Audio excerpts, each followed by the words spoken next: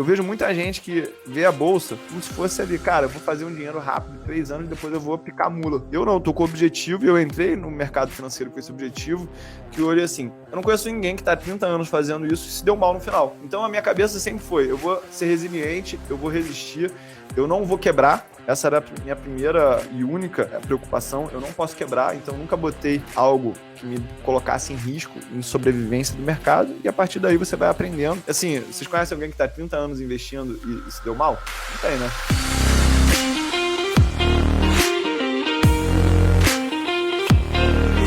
Fala pessoal, estamos começando o nosso Zcast número 10. Hoje um Zcast muito especial, camisa 10 da Seleção Brasileira, Neymar, quem né? Quem é? Neymar. Quem seria Neymar. o camisa 10? Cara, grande prazer. Fala grande aí. Tio Uli, cara. Pô, Será cara que tá à altura o tio Uli do Neymar na seleção? Claro que só não tá, posso sair né? machucado desse episódio aqui, gente. Aí, ó. Camisa 11 você, Daniel? Eu não tenho camisa nenhuma porque eu não fui entrevistado aqui nesse Zcast. Já tive a oportunidade de ser entrevistado pelo Uli. Foi até um podcast muito legal. Inclusive, quem quiser, vai lá no canal do tio Uli do YouTube, que tem lá a minha entrevista. E hoje a gente mudou aqui de posição, né? Porque a gente vai estar entrevistando o Uli, essa pessoa que eu pude conhecer no mundo dos investimentos e que com certeza agrega muito valor, tanto para mim, na minha forma de pensar também, com as postagens dele, sejam irônicas, seja até mais agressivas às vezes, porque isso faz a gente sair da zona de conforto, mas é uma pessoa que com certeza tem a sua importância dentro desse meio financeiro, do meio dos investimentos, e com certeza, assim como me impacta também posso falar, milhões de brasileiros? Acho que Pode? sim. Últimos 30 dias aqui a gente está com alcance de 5 milhões de pessoas. Olha aí, tá? centenas de milhares, peço milhões desculpa, de brasileiros. Milhões de brasileiros. Milhões de brasileiros. E olha só brasileiro com mais de 2 neurônios, tá? Porque menos de 2 neurônios não pode participar lá do canal. Boa, então fala aí, Ulia. Se apresenta, fala aí um pouquinho de você, pessoal. É difícil, mas pode ser que tenha um habitante ali no meio da selva amazônica que não te conheça.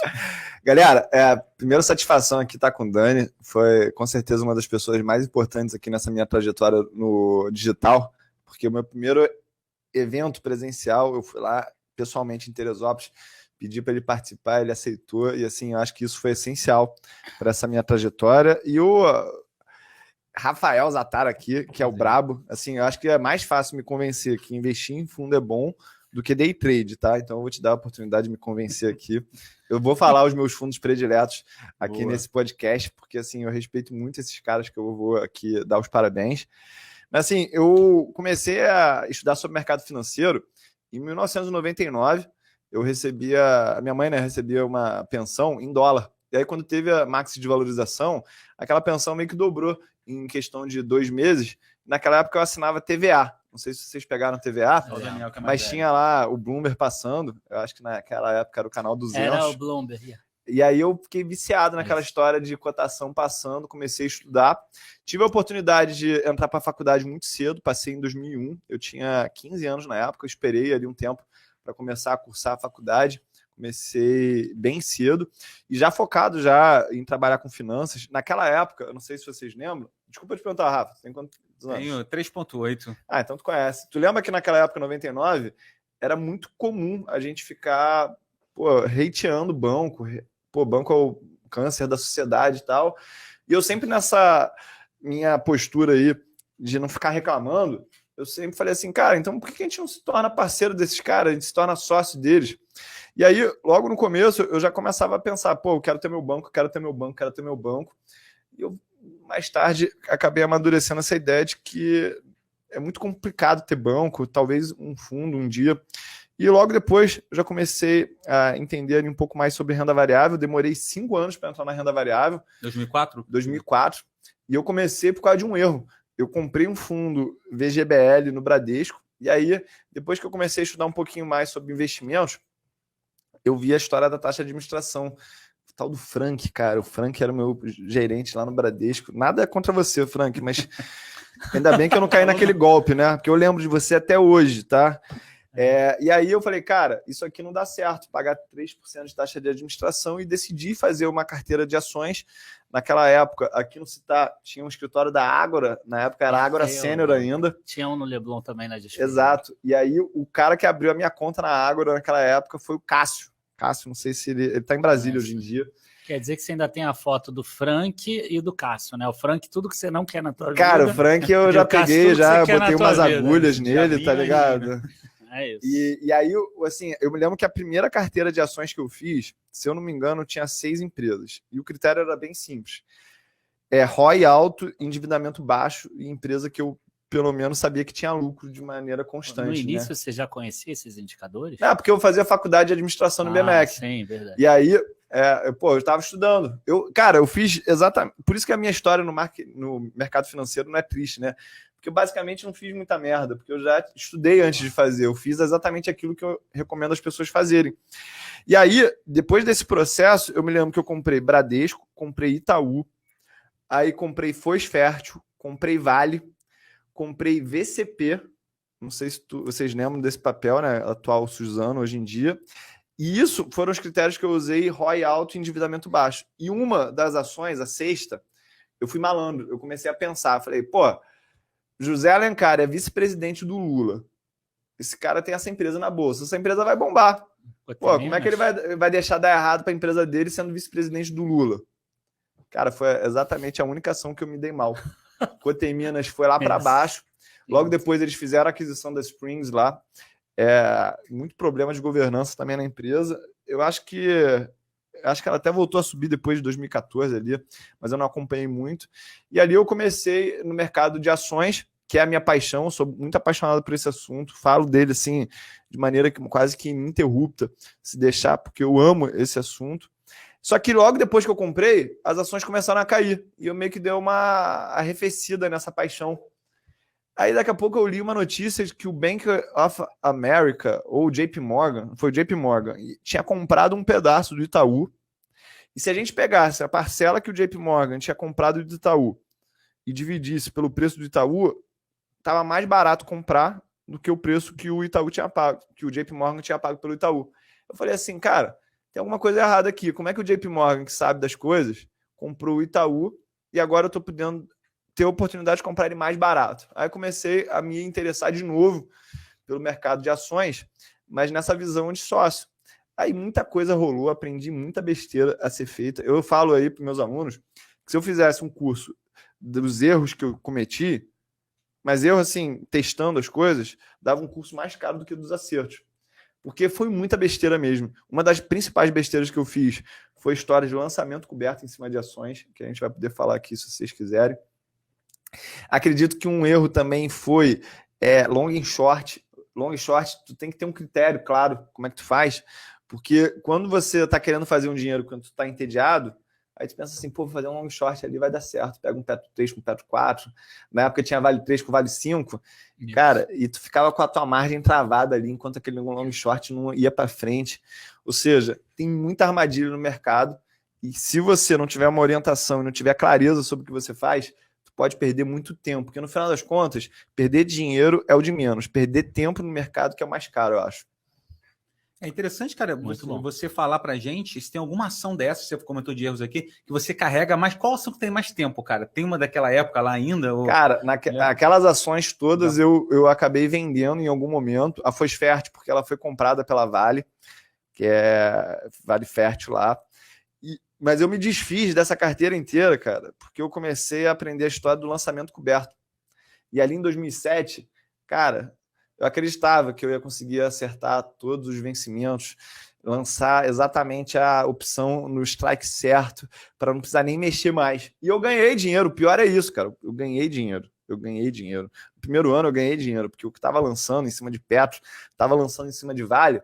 E eu me lembro que naquela época eu conversava com meus amigos assim, cara, se eu tiver 300 mil Vale e eu conseguir lançar R$1 em cima dessas Vale todo mês, pô, acabou, tá tudo certo, esquece, tá tudo certo. Só que aí veio 2008, e aí essas ações, elas caíram pra caramba, tipo assim, caíram 60%, 70%, e o que acontece?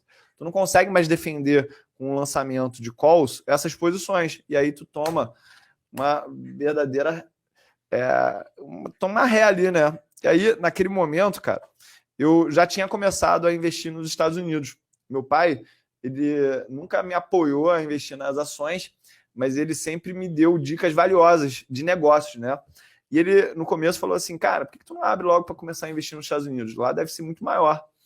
E aí, cara, foi a minha sorte, porque eu comecei a investir nas ações da Berkshire Hathaway nessa época e aquilo tomou muito da minha atenção. Eu lia muito sobre Warren Buffett, eu li um livro sobre o Roger Lowenstein, do Roger Lowenstein, que chama-se The Making of American Capitalist. Eu li esse livro em 2005 e eu conheci o Warren Buffett em 2004, através de um professor meu chamado Zezinho. E ali, quando eu comecei a me fascinar um pouco mais sobre a maneira que ele pensava, eu comecei a diminuir um pouco dessas operações de lançamento coberto em opções e comecei a focar mais em ações para longo prazo. Comecei a aplicar muito sobre o que o investidor inteligente falava no livro, e isso me deu a consistência, me deu o método que eu levo até hoje, e que é o que me deixa tranquilo, cara, porque eu sou muito ansioso. Então, logo no começo, essa minha ansiedade me incomodava muito, porque eu queria ficar comprando e vendendo, eu queria arranjar uma nova estratégia. Eu sou ansioso no tipo de, se eu estou aqui com um rótulo de shampoo, eu estou olhando o rótulo de shampoo e estou querendo aprender sobre shampoo. E aí eu comecei a entender que para controlar essa minha ansiedade, eu tinha que ter um método e eu tinha que ir para a academia logo que a bolsa abria. E aí começou a vida boa a toda. Porque malhando 10 horas da manhã, fica na academia até meio-dia, tu já se livra dessa história que é você querer fazer alguma coisa quando o mercado abre. Você reagir ao que o mercado está fazendo logo de manhã. E isso me ajudou muito a ser disciplinado. E assim, eu acredito que 15% do teu resultado é técnica. Eu vou falar que 50% do teu resultado ele é emoção e o resto é nível de consciência. Porque tem uma evolução, não sei se vocês também concordam com isso, que é o seguinte, tem uma hora que tu descobre o mercado financeiro. Aí é que nem criança quando descobre um brinquedo. Brinca naquele brinquedo, brinca, acha que o mundo é aquele brinquedo.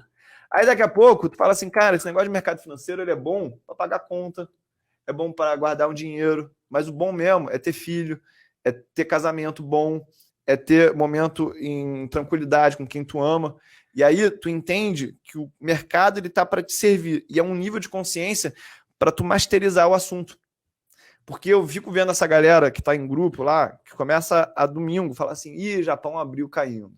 S&P Futuro abriu caindo. Assim pô, eu fico com pena raro, dessas... mas acontece muito. Eu fico com pena dessas pessoas, porque essas pessoas, elas estão escravas do mercado. E aí eu acho que ele perde a razão de existir, que é dar liberdade pra gente fazer coisas, até como trocar ideia com os amigos. Claro, é verdade. O ponto interessante que ele comentou, cara, foi que a pessoa precisa, cara, botar a cabeça no travesseiro e dormir tranquila com seus investimentos. Eu acho que é muito simples isso, mas muitas pessoas ainda ficam atribuladas. Caramba, o que eu vou fazer? Como ele falou, cara, você quer fazer tudo ao mesmo tempo, fazer trade no começo, ganhar dinheiro a todo custo, se alavancar, e é melhor perder pequeno no começo, né? Perder pequeno do que você apostar alto, como você falou ali, que você começou até errando, né? Acertou em um ponto, depois... Esse aprendizado levou quanto tempo? Cara, eu vou te falar que eu, para realmente falar assim, olha, joga a bola que eu mato ela e rolo redondo, eu acho que demorou até 2011, cara. Pois 2011. 99 que foi o primeiro 99 contato ali, né? até 2011. E olha só que loucura, tu ficar 12 anos ali, e eu cometi esse erro no digital, quando eu entrei no digital, que é o seguinte, pô, tu vê a técnica do Daniel, pô, gostei muito, esse Daniel sabe muito, muito inteligente, vou fazer o que o Daniel tá fazendo. Aí o que o Daniel tá fazendo, alguma hora vai dar errado, porque não existe fórmula que dá certo toda hora no mercado financeiro. Aí, porra, me desapaixonei pelo Daniel, me apaixonei por esse tal de Rafael Zattar. Aí vai fazer tudo que o Rafael fala. Aí faz. Daqui a pouco dá errado. Aí daqui a pouco eu vou fazer o que o Caio tá fazendo. Aí tu fica girando, tentando achar uma fórmula secreta, e aí quando tu vê, tu tá com uma colcha de retalho na tua mão que tu não tem estratégia. E eu acho que esse que é o grande problema. Porque todas as estratégias, onde elas funcionam muito bem, um ponto onde elas funcionam muito mal. E aí você não pode tomar a tua decisão quando você está ou no ápice dessa estratégia ou no fundo do poço dela. Tu tem que entender o que funciona para a tua personalidade, para o teu emocional, como é que você gera as tuas emoções. Porque eu vejo muita gente que vê a bolsa como se fosse ali, cara, eu vou fazer um dinheiro rápido, 3 anos, depois eu vou picar mula. Eu não, tô com o objetivo e eu entrei no mercado financeiro com esse objetivo, que eu olhei assim, eu não conheço ninguém que está há 30 anos fazendo isso e se deu mal no final. Então a minha cabeça sempre foi, eu vou ser resiliente, eu vou resistir, eu não vou quebrar. Essa era a minha primeira e única preocupação, eu não posso quebrar, então nunca botei algo que me colocasse em risco, em sobrevivência do mercado, e a partir daí você vai aprendendo. Assim, vocês conhecem alguém que está há 30 anos investindo e se deu mal? Não tem, né? Não tem. Meu cunhado que investiu em terreno até hoje não ganha dinheiro. Pois não tem, mas eu vou aproveitar para jogar uma pimenta aí no meio. Normalmente a gente sabe que as histórias que aparecem são aquelas das pessoas que têm sucesso. Sim. Né? Tipo, o investidor argentino lá que há 30 anos atrás investiu na bolsa e que perdeu tudo, cara, ninguém sabe dele. Ninguém vai saber dele e não vai ter nenhum meio de comunicação que vai também falar sobre ele. Então eu queria saber o seguinte, até que ponto é real essa história que todo mundo que está aí há 30 anos, 40 anos conseguiu ser realmente resiliente, ou se isso, entre aspas, porque é uma coisa que a gente vê muito na internet, só funciona em economias muito fortes como nos Estados Unidos, por exemplo. Cara, eu não acredito que isso seja verdade, tá? Eu li um artigo em 2019, dei muita sorte, né? De um cara chamado... Porra, vou esquecer o nome aqui dele... É o Jay Reader, né? Esse cara é considerado o Mr. IPO dentro do mundo acadêmico. Mas ele tem um artigo onde ele pegou desde 1900 até o ano 2000, ou seja, 100 anos, e ele viu se existia uma correlação entre crescimento do PIB per capita e retorno por ações desse mercado. E ele viu que não existe uma relação direta entre crescimento econômico do PIB per capita e retorno das ações. E isso é uma crença que muito iniciante tem, muita gente leiga em mercado tem, que acredita que quando a economia der certo, quando ela bombar, as ações vão bombar. E pelo contrário, exatamente nesses ambientes onde está tendo uma estagnação econômica, que eu acredito que as empresas da Bolsa vão se destacar mais, porque ela tem vantagem competitiva, acesso a capital mais barato, ela tem como atrair as melhores pessoas, e aí que ela avança em cima das empresas que não têm esses recursos. E isso me ajudou, porque ali em 2020, quando a gente estava vivendo o auge da pandemia, teve muita gente que foi nessa narrativa, o pulo do gato morto, aí quando chegou ali 70 mil pontos, cara, era para comprar de balde mesmo, aquelas oportunidades que só acontecem de 10 em 10 anos, mas aqui no Brasil acaba acontecendo de 5 em 5 anos. Então eu quero realmente que o mercado ele seja muito volátil, que ele dê muito desgosto, eu quero expulsar os fracos. Eu não tenho pena de torcer por isso não, cara. Eu não fico aqui nesse papinho bonzinho, de influenciador digital, eu quero que todo mundo ganhe. Não, eu quero que porrada de gente perca dinheiro mesmo e eu ganhe em cima do desespero delas. Quem quiser estar do meu lado, vem para estar do meu lado. E quem quiser continuar aí vivendo nessa ilusão de que todo mundo pode ganhar e assim... um dia todo mundo vai aprender a investir, eu acho que isso é ilusão. Acho que vai continuar tendo idiota aí pro resto da vida. Boa, eu quero só falar uma coisa. Eu não concordo com a pergunta que eu fiz anteriormente, mas só que eu vou instigar o tio Uli às vezes, porque o cara sabe muito, entendeu? Então eu quero realmente que ele dê esse tipo de resposta, porque aí a gente vai conseguir ter um podcast com mais qualidade. Boa, só para deixar Boa, isso. Não, é interessante ele falar isso. A gente vai falar aqui de cenário para 2023, como é que o tio Uli vai proteger a carteira, o que ele pensa nesse momento. A gente estava falando agora há pouco aqui, cara, as perguntas que a gente recebe, a gente responde e-mail todo dia, toda hora, é momento de, agora é hora de. E, cara, isso é um discurso que a gente tem que ficar toda hora manobrando para a pessoa entender qual é o real objetivo dela, cara. E para a pessoa que não se inscreveu nesse podcast aqui, quero aproveitar que eu não falei ainda, esqueci, se inscreve aqui no Zcast, curte aqui o vídeo no YouTube também. E o Tchuli, cara, 2023 está aí. Eu tava falando aqui, cara, que quem investiu em renda fixa, cara, no início do século, botou no Tesouro Selic 100% uma aplicação a 100% do CDI, deu IPCA mais 5,1, 130 do CDI, alguns fundos bons de renda fixa, por exemplo, dão com consistência relativa a isso, deu IPCA mais 8,7%, se a gente for pegar a bolsa, deu Ibov deu IPCA mais 3%, cara. Então eu queria saber, nesse contexto de aplicação de diversificação, como que você faz na sua carteira, como que você se protege, e se renda fixa é perda fixa mesmo, como o Barsi fala, ou você tem outra visão? Cara, eu tenho uma visão de que investir em renda fixa é a parada mais arriscada que existe, tá? Eu não sei se isso assim, Eu vai instiguei agradar, aqui que eu vai sabia, eu agradar instiguei ou aqui que eu sabia desagradar as também. pessoas, É, tá eu- ligado? Mas assim, tu quer me deixar de cabelo em pé, cara, fala assim, põe dinheiro na renda fixa. Quer dizer que eu não tenho dinheiro na renda fixa? Claro que eu tenho dinheiro na renda fixa. Só que a minha questão é, a partir do momento que eu entendo que esse dinheiro eu nunca mais vou tocar nele, cara, é comprar ações e assim, é comprar ações de verdade mesmo, tá? Eu não gosto de ficar comprando blue chip, eu gosto de comprar coisa que ninguém quer, porque eu sei que o dinheiro tá ali. Então, primeira coisa, eu não penso para 2023, porque eu acredito que o mercado ele não tem calendário. Ele não fica pensando, ó, a gente vai subir aqui até o dia 30, porque o cara tem que fechar a cota lá do fundo dele, então a gente vai subir até o dia 30, amanhã a gente cai e aí volta tudo tranquilo. Não, eu não penso assim. Eu penso que a gente tem que ter uma meta de diversificação na nossa carteira e você ter uma diversificação em classes de ativos é o que vai fazer você ter retorno no médio e longo prazo.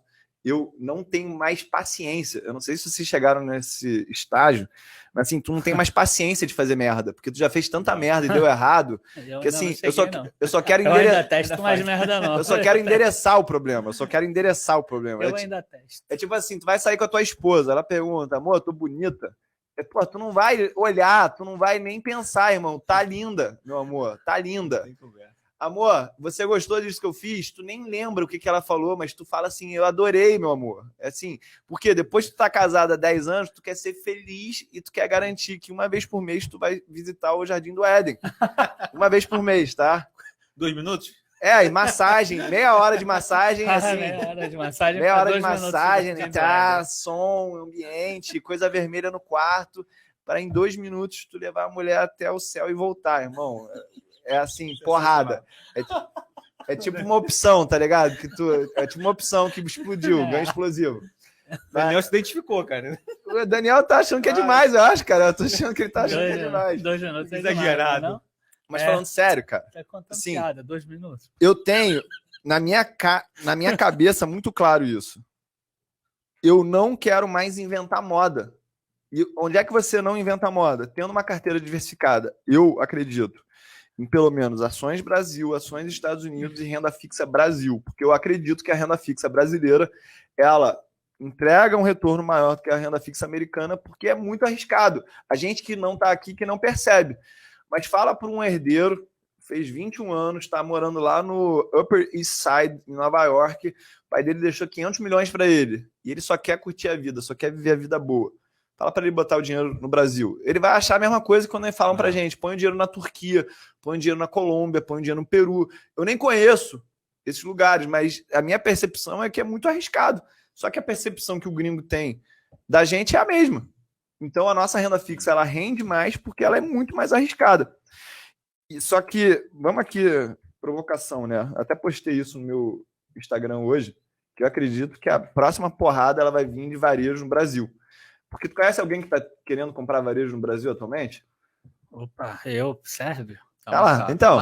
Alguns fundos estão comprando forte. Tu fala isso para um iniciante, pô, compra aí uma carteira de varejista, e o cara vai achar que tu tá querendo zoar ele. O fundo Versa tá caindo esse mês com mais de 40%, socado no varejo construtor e tá comprando ali. Pois é. Isso aí que é a questão, né?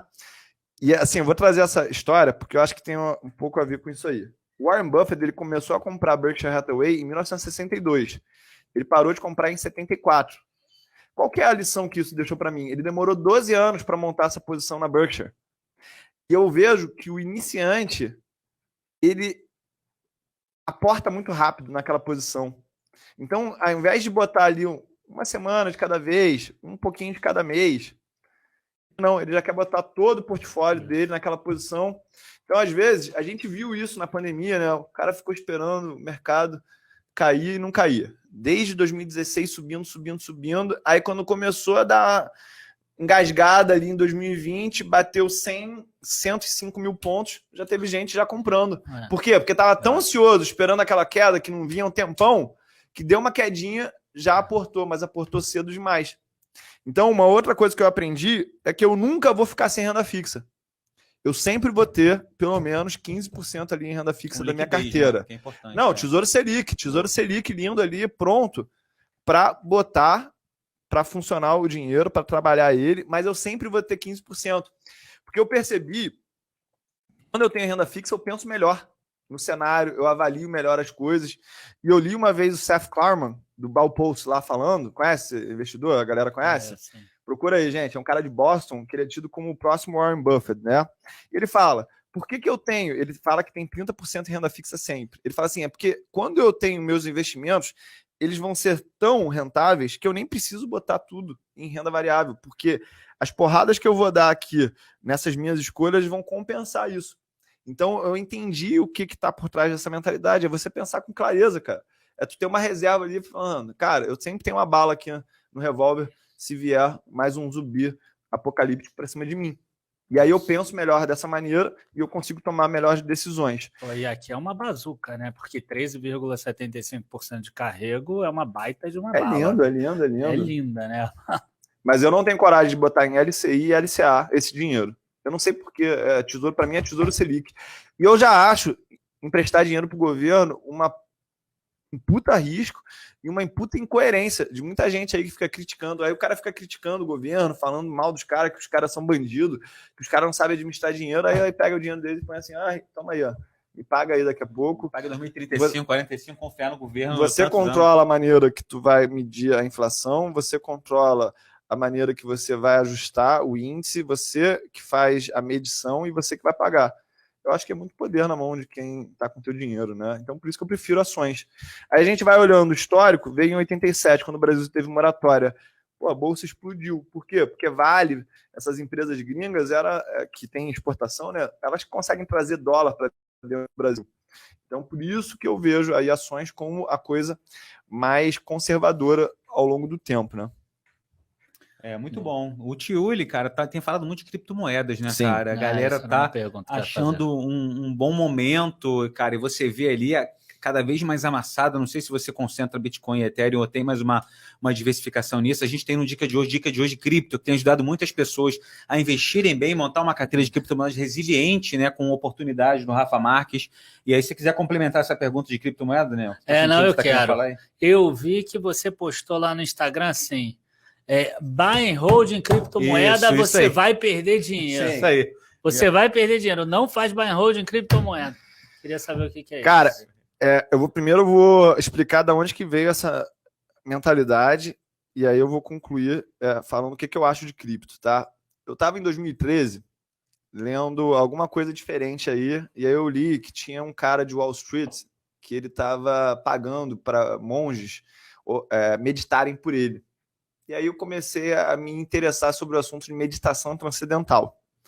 Foi na mesma época que eu comecei também a fazer aquela dieta do café com manteiga. Não sei se vocês chegaram a pegar isso. Já tentaram, pelo menos? Café com manteiga. Por quê? A gente está com tempo aqui de falar besteira? Vamos lá. Tá. Quando você tem uma gordura de cadeia média e você junta com café, faz com que essa gordura faça a cafeína ser liberada em até 8 horas no teu corpo. Ou seja, você mantém aquele sentimento de estar ligadão durante mais tempo. E você não tem pico de ansiedade com café. Para isso existe Red Bull, cara. Espera. Aí eu, já pensando na frente, Bulletproof Coffee. Depois veio isso aí depois de 5 anos. Mas já li livro, comecei a ler, praticar isso, viver essa filosofia. E aí na meditação transcendental, tinha lá uma história que era o seguinte: tudo que for bom, deixa expandir. E tudo aquilo que for ruim, você corta. Entendeu? Então imagina isso para os teus relacionamentos. Tu tá solteiro ou tá casado? Casado. Então, tua mulher com certeza trouxe coisa boa para tua vida. Tu manteve. Mas tu teve namoradas ao longo da tua vida que tu preferiu cortar, correto? Agora imagina os teus funcionários. Aquela pessoa que dá resultado, você dá mais espaço para ela crescer. Começou a vacilar? Corta. Amigo também. E eu falei, cara, isso aqui, será que dá para aplicar no mercado financeiro? Coincidentemente, eu comecei a ler um livro sobre um cara chamado Victor Niederhofer, que o nome desse livro chama-se A Educação de um Especulador. Esse cara foi um dos 2 gestores que o George Soros não demitiu lá no Soros Fund Management. E esse cara, ele era PhD em estatística por Harvard e mestre em matemática, pentacampeão de squash, só que ele quebrou 2 vezes. Quebrou operando intraday, day trade, né, de S&P futuros. E aí, qual que era a parada? Por que ele quebrou? Porque o S&P caía, ele ia lá, comprava contra a tendência. e aí foi estopado, quebrou uma hora. E eu falei, cara, pô, esse cara tá contra a tendência. E aí ele começou a falar de trend following lá dentro desse livro. E aí eu comecei a perceber que o George Soros, ele era um trend follower. Eu comecei a perceber que aquela filosofia do Nassim Taleb era sobre trend following. E aí eu comecei a entender que a meditação transcendental também era sobre trend following. E aí, porra, tu lê, tu estuda e não acredita. E aí eu comecei a lançar put de Vale. Lembra quando Vale estava ali em 2015? Pô, ficou um tempão a R$15, R$16. Porra, barata já tava barata. Mas aí depois caiu para 8. Foi aí que eu me fudi. Eu lançando put, porra, achando amarradão, crescendo posição. Aí vem a queda lá da barreira de Mariana. Bufo. Começou em novembro. Foi a última vez que eu perdi o sono por causa de mercado, lá em 2015. Foi em novembro isso, aí começou a cair, eu lançando put, começando a defender, aí tu começa naquelas histórias, não, porra, Vale tá barata, não tem como cair mais, Vale já tá muito barata. Pô, dobra a posição de put vendida para você diminuir o preço do strike, que uma hora tu vai levar essas ações. Teve uma hora que não dava mais para rolar. Tive que levar a Vale a R$10 e vi ela caindo para mais 6, eu vi ela em R$6, eu não sei se tu viu em 8, se era preço ajustado, mas eu vi ela em R$6, né? Que eu falei, caralho, me fudi. Pode ser questão de Vale 3 e Vale 5. Me fudi. Tomei uma pica lá naquela época de R$350 mil. E falei assim, cara, quem é que tava do outro lado dessa operação? Comecei a ver, falei assim, cara, eu tô aqui fazendo exatamente isso que eu tô estudando, indo contra a tendência. Teve alguém que estava a favor da tendência dessa queda da Vale e encheu a bunda de dinheiro. Falei, cara, é isso. Eu preciso ter um pouco de trend following na minha carteira. Então, naquela época, eu já dominava muito bem o conceito de factor investing e eu comecei a adicionar um pouco de trend following na carteira. E eu comecei a ver que eu ganhava dinheiro na alta, mas quando tinha um crash do mercado, eu conseguia proteger essa minha posição de mais longo prazo. E eu comecei a desenvolver essa técnica de entender as tendências do mercado. E eu comecei a ver que cripto, depois de um tempo, cara, era muito bom, que dava muita tendência. Então, por isso que eu falo, não seja um holder de cripto, não faça buy and hold de nada. Por quê? Porque os melhores ativos, eles chegam num momento de ápice e depois eles caem. A gente viu isso com Berkshire Hathaway, que é a melhor empresa para mim do mundo. A gente viu a Amazon foi a primeira empresa a multiplicar 100 vezes, caiu 95%, multiplicou 100 vezes de novo. Foi a primeira empresa agora a perder $1 trilhão em valor de mercado. Ganhou esse status aí. Ou seja, os bons negócios, eles são identificados, aí o pessoal entra numa espiral de botar esse negócio no topo do pedestal, só que depois que eles entendem que uma empresa boa, quando ela é cara demais, não se torna um bom investimento, o preço ele retorna. Aconteceu isso com Magazine Luiza, aconteceu isso com IRB, aconteceu isso com Via Varejo. Dava para ter ganho dinheiro em muitos ativos. A questão é, como você não fica nessa tensão. Como saber que inverteu a tendência, que não é só uma quedinha de alguns poucos tempos? Aí está o problema. Por quê? Quando a gente vai estudar... Magazine Luiza tiveram algumas quedas menores que depois ela foi subindo de novo. Tiveram algumas quedas menores que ela foi subindo. Brasil 2 vezes, caiu 40%, 50%. Caiu 40%, 50% e depois voltava. Caiu 40%, 50% e depois voltava. Então, quando a gente vai estudar de maneira técnica o assunto trend following, a gente precisa entender que a gente tem um cobertor curto. Então, a gente vai abrir mão de taxa de acerto por payoff, né? Payoff é a média dos ganhos vezes sobre a média das perdas. Taxa de acerto, eu vou acertar por volta de 40% das operações. Só que quando eu ganhar, eu vou ganhar grande. Quando eu perder, eu vou perder pequeno. E aí, qual que é o benefício? Eu vou ganhar grande na queda e vai proteger a parte de longo prazo da minha carteira. Eu vou gerar caixa suficiente para comprar na baixa e eu vou ter uma proteção com expectativa de retorno positiva no longo prazo. Aí, a gente começa a ler artigo acadêmico, a gente vê que 70%, 80% dos artigos acadêmicos são sobre curvas normais, distribuição normal de retornos. E aí tu vai buscar curvas assimétricas, começa a ficar bem mais escasso os conceitos e os artigos acadêmicos. Só que eu fui lá atrás do tal de Andrea Franzini e do Cliff Asness, que é de uma gestora chamada AQR. Nem sei, a AQR ela tem fundo aqui no Brasil disponível? Acho que não. E aí os caras eles têm muitos artigos falando de convexidade do trend following junto com portfólio de longo prazo e como que isso acaba aumentando o retorno sobre o risco ajustado, que é o que a gente busca, né? A gente quer sempre retorno ajustado ao risco.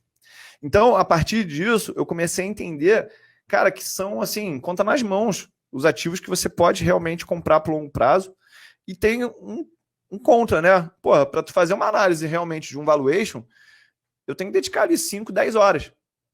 E eu tenho experiência para fazer esse assunto. Eu tenho feito isso há 15 anos já. Aí você pega as tendências, pô, é só o cara entender o indicador, um trailing stop, pode ser o parabolic SAR, pode ser o high-low, pode ser várias outras coisas. Cara, tendência está de alta, compra. Tendência está de queda, vende. É muito mais fácil para o iniciante começar nesse caminho do que fazer um valuation. E aí tu chega em cripto, eu não sei fazer valuation de cripto. Tu sabe fazer valuation de cripto? Não, sabe fazer não valuation? gera caixa. Alguém sabe fazer valuation de cripto? Nem os caras que defendem cripto sabem fazer valuation. Então só me resta a técnica do trend following. E dá muito dinheiro. Tu pega um Ethereum, pega um Solana, pega um Ripple, pega um Matic, pega Bitcoin, pega Phantom, porra, Avax, Cardano, porra, tudo porrada, tendência braba. E assim, se essa galera que tá falando que vai subir para 100 mil dólares, 200 mil dólares, tá certo, eu vou surfar a tendência de alta. Mas se o que a previsão aí de quem fala que o negócio vai para zero também der certo, eu vou ganhar dinheiro na queda. E aí eu vejo, pô, eu tenho 36 mil alunos, né, cara? Eu vejo que o principal medo do cara é ele botar o dinheiro e ele não sabe a hora que ele tá, pô, entrando numa crise, saindo de uma crise, ele fica perdido sobre essa história. E se ele tem um instrumento onde ele pode surfar tendência de alta, pode surfar tendência de baixa, pô, ele tem uma proteção, ele tá mais seguro emocionalmente disso. E aí, a cereja do bolo tu sabe fazer isso com opções? Porque a opção ela tem essa característica de convexidade. Tu perde só o prêmio, mas tu pode multiplicar o negócio 5, 10 vezes. E aí, quando tu bota essa matemática para funcionar, o que não é o normal das pessoas falarem na internet, das pessoas... Tipo, só a Leda, que eu acho que tem fundo de trend following, de brasileiro falando. Eu não conheço nenhuma outra pessoa que fala de trend following em português. E aí a gente vê, cara, é muito mais fácil para o iniciante começar. Dá para aplicar em cripto, dá para aplicar em opções, dá para aplicar em ações do Brasil, ações nos Estados Unidos. PetroRio, eu teria surfado toda essa tendência de alta? Teria. Magazine Luiza, teria surfado a tendência de alta? Sim. Teria surfado a tendência de baixa? Sim. Via Varejo também. Aí, porra, é a questão de tempo, que é muito superior. Eu, assim, sou muito fã de trend following. É uma filosofia que dá para aplicar na tua vida pessoal, na tua vida amorosa, vida profissional, no mercado financeiro. Eu não vejo, assim, pontos ruins. Boa. Indo um pouco para a parte pessoal agora e trazendo também para a parte profissional, você fala bastante sobre a tua filha que nasceu recentemente, Sim. Já nem tão recentemente assim, porque ela já está com uma carteira maior, e tem o quadro ali da carteira da Olivia. Eu queria saber o seguinte, o que mudou na vida do Uli, tanto como pessoa, como profissional. Aí eu estou falando de marketing e de investimento. O que mudou aí nesse tripé? Família, profissional no trabalho, no marketing digital e nos investimentos. Cara, depois do nascimento da Olivia. Primeiro, assim, o que mais mudou foi a maneira que eu enxergo a minha esposa. Eu não sei se aconteceu isso contigo também quando teu primeiro filho nasceu, mas tu vê que aquela mulher não é uma mulher qualquer, cara. Eu tenho muito clara a imagem do rosto da minha esposa quando a minha filha nasceu. E antes ele achava que era uma mulher qualquer. Não, tipo assim... Vai dar... Então, tu acha já falou tu acha que tá dando valor, tu acha que tá dando valor, tu acha que tá dando moral pra tua esposa, dele se recuperar. Mas no momento que a criança nasce, irmão, tu vê que aquela mulher ali, ela é muito mais disposição do que tu.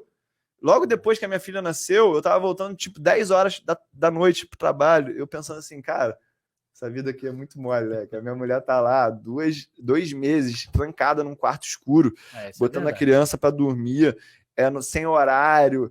Porra, a mulher sem tempo para ela. Aí tu fala, caraca, é muito fácil vir aqui ficar falando de mercado financeiro, ganhar dinheiro e tal. É muito mais tranquilo e é muito menos responsabilidade. Porque a gente está falando ali do futuro de um ser humano. É uma pessoa que vai te representar pro resto da tua vida, tua família vai ser naquela direção. E o que mudou na parte do trabalho? Não, mudou mais coisa também. Espera aí que eu vou falar agora pra então caramba. tá. Não, é porque você parou, olhou pra mim, aí eu... Não, que eu achei que tu ia falar alguma coisa. Foi uma emoção, né, que apareceu. Outra coisa que mudou também, eu até tava falando com vocês aqui em off, eu nunca tinha pensado que eu poderia morrer antes, mas agora eu já começo a pensar na minha finitude e eu fico pensando, cara, se eu morro aí, e esse meu portfólio tá cheio de operação estruturada, complexa... Quem é que vai desarmar essa bomba aqui? Quem é que vai desarmar essa bomba aqui? Isso é uma coisa que mudou no profissional. Eu não sei se... Então, eu já falei com um irmão meu, falei assim, ó, se acontecer qualquer coisa comigo, abre aqui a conta, tu já sabe o que é pra fazer, como é que desarma essa bomba aqui? É pra puxar o fio azul, é pra puxar o fio vermelho, é pra puxar o fio amarelo e vai estar tudo certo. E assim, determina um valor para essa mulher aí, que essa mulher gosta muito de doar dinheiro. Daqui a pouco ela vai doar toda essa minha herança aí se eu deixar para ela. Mas, falando sério agora, mudou essa história do pensar na minha finitude, pensar nessa história de investir por longo prazo. Eu já pensava, eu tive a oportunidade, graças a Deus, eu nunca tirei dinheiro da bolsa, eu só coloquei, né? Só tive a oportunidade de adicionar dinheiro lá. Eu comecei uma série dentro daqui do marketing digital, que é a carteira da Olivia, onde semanalmente eu ponho $50 numa carteira de investimentos, e isso foi uma inspiração vinda de uma conversa que eu vi do Primo Rico com o Leandro Aguiari, o Thiago falando que o Rumo ao Bilhão, na verdade, é um storytelling que ele criou para as pessoas crescerem ao lado dele. Então eu pensei, cara, eu vou ter uma criança que vai estar crescendo, então eu vou poder matar 3 objeções com essa série, de que você precisa saber muito, você precisa dedicar muito tempo e você precisa ser muito rico. Então a gente faz os episódios em 15 minutos, é $50 por semana, e assim, eu não faço operação que não seja comprar à vista nessa carteira. Ou seja, entreguei aí 3 objeções, muita gente acompanha, muita gente se tornou aluno por causa da carteira da Olivia. Eu tenho 11 meses já que eu parei de beber, foi uma decisão que eu tomei por causa da minha filha, né?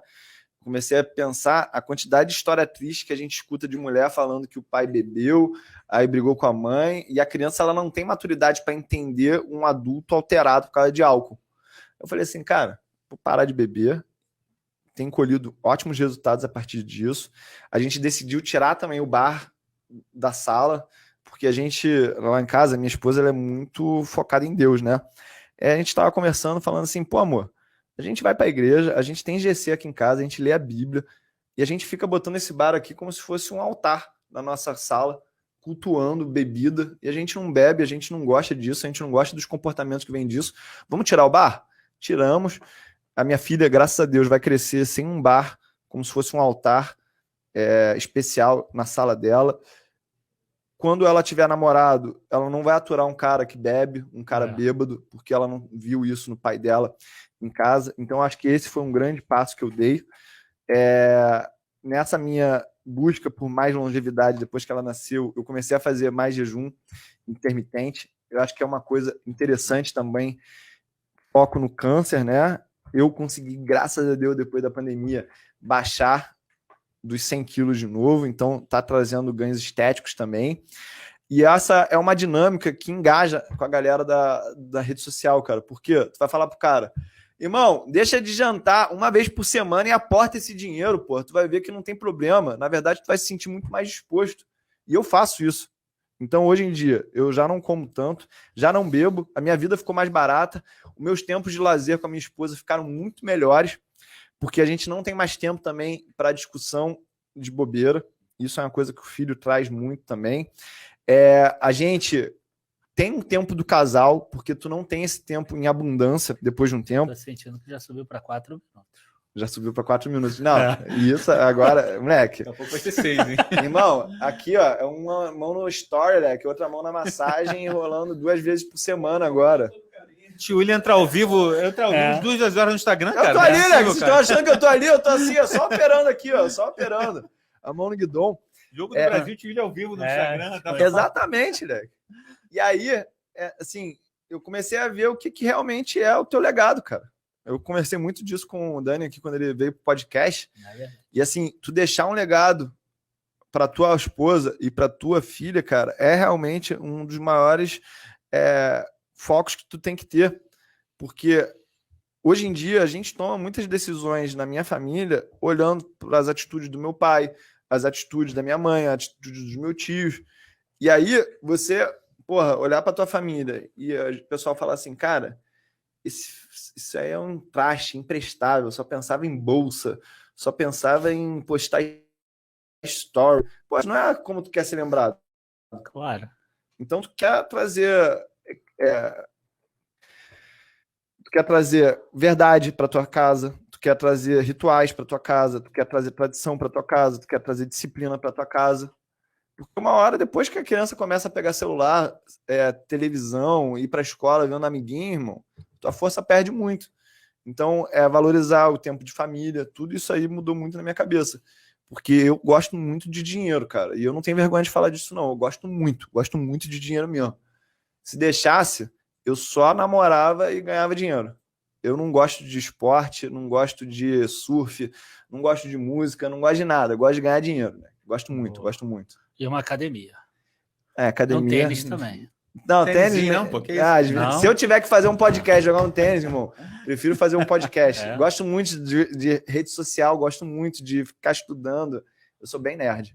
Cara, ele falou de rede social agora e eu abri uma caixinha de perguntas no Instagram ontem, perguntando pra galera qual a dúvida sobre você e tudo, e teve o Cláudio que mandou uma pergunta exatamente sobre isso, cara. Cara, pergunta pro tio Yuri, por favor, cara, o marketing digital impulsiona os ganhos do mercado financeiro ou já é parte relevante dos ganhos gerais dele, no caso, né? Tá. Isso é legal você comentar com a gente, que você é especialista em marketing digital, cara. Tá, vou falar aqui, então, um pouquinho da minha história digital e vou explicar um pouquinho da minha história da minha vida também, por que eu comecei tão cedo na história do mercado financeiro. Pessoal, eu não sei se vocês sabem, mas meu pai é um empresário muito bem sucedido. Eu tenho muito orgulho de falar que ele é o fundador de uma empresa que é líder no setor dela no Brasil, na América Latina, na verdade, que é a Colchões Ortobon. E quando eu nasci, meu pai tinha 45 anos. Ou seja, quando eu fizesse 18 anos, a empresa já estava profissionalizada. E meu pai sempre deixou claro que não queria que a gente trabalhasse lá, porque ele teve muito problema de relacionamento com o meu irmão mais velho. Meu pai era muito casca grossa no trabalho mesmo. Ele levava muito a sério e, muito esporro no meu irmão mais velho e tal. E aí ele falou assim, cara, vocês não vão trabalhar comigo. Vocês não, se não quiserem, não precisa nem trabalhar. Foi assim mesmo. Eu vou dar dinheiro para vocês não fazerem nada o resto da vida. Aí eu pensei, se eu ganhar 130% de CDI, cara, vai ser maior que qualquer salário de multinacional. Então eu vou me dedicar a saber cuidar do dinheiro, porque daí eu não vou precisar fazer nada nunca mesmo. E foi assim, comecei. Sempre gostei de estudar, tinha tempo de estudar. E aí eu fui trabalhar na Michelin em 2005. E aí naquela época, eu tinha um cara lá, Gilberto, o nome dele, que trabalhava na Michelin. Todo dia o cara chegava do almoço, pegava a cotação da Vale, botava na planilha dele e começava a falar: Vale, melhor negócio do mundo, Vale vai subir muito, Vale vai subir muito. E aí teve um dia, eu me lembro disso claramente, terça-feira o meu chefe fala assim, cara, aqui na Michelin tu nunca vai ficar rico, porque essa empresa aqui é uma empresa que cuida bem do funcionário, mas não deixa ele rico. Falei assim, Luiz, sexta-feira, não tá dando para trabalhar mais aqui não, tá atrapalhando meus estudos lá. Eu queria ficar rico, na verdade. E aí comecei a dedicar mesmo ao mercado financeiro integral. E aí, cara, o negócio foi crescendo. Em 2012, eu cheguei numa condição financeira que, não precisava mais mesmo trabalhar e minha filha também não ia precisar mais trabalhar. Aí eu fui para São Barts, que é uma ilha no Caribe, fui para Nova York, São Barts, e falei assim, cara, eu vou voltar dessa viagem aqui com uma outra vida. Vou voltar curtindo, vou voltar mais relax, vou parar de ir para o escritório. Tava solteiro na época? Não, eu tava com a minha esposa, mas eu tinha tomado um chifre em 2010. Eu não sei se vocês tiveram isso, mas tem uma mulher que te transforma de menino para adulto. Foi essa mulher. Essa mulher me deu um chifre. Sim, mas que foi bem dado. Foi bem dado que eu perdi 8 quilos. Saudade desse chifre. Podia perder esses 8 quilos de novo. Sem o chifre. E aí eu fui para Israel depois desse chifre. Pedi lá no Muro das Lamentações. Se quiser emagrecer, já sabe, né? Fui lá no Muro das Lamentações e pedi 3 coisas no Muro das Lamentações. Pedi sucesso profissional, saúde para minha família e que Deus curasse essa minha dor no meu coração. Ou eu voltando com essa menina, ou eu encontrando um novo amor. Aí encontrei a minha esposa, pô. Um novo amor. Aí, pô, sempre tinha que estrear um novo namoro com uma viagem para Nova York e pro Caribe, né? Para dar aquela... Pô, cara, até eu queria namorar com o Tiúlio. É sério, porra. Eu namoro com uma viagem assim, Tu cara. viu que a estratégia era Pô, boa, cara, né? Estratégia de captação, estratégia que eu de não te conhecia retenção, antes, engajamento. Pois é. Essa estratégia sempre funcionou muito bem, pô. E aí, nessa viagem, eu voltei decidido. Cara, eu vou voltar aposentado. E aí, voltei aposentado, cara. Eu me lembro que o dólar tava 2,30 naquela época. Falei, cara, eu vou voltar aposentado. E me aposentei. Chegou 2018, cara, eu tava tirando uma sonequinha às 4 da tarde. Então, de 2012 a 2018, eu fiquei nessa vida. Ia na academia 2 vezes por dia. De manhã e de tarde. Eu fazia aeróbico e de noite eu malhava. Eu achava que eu era fisiculturista, tá ligado? E assim, lia pra caramba durante o aeróbico.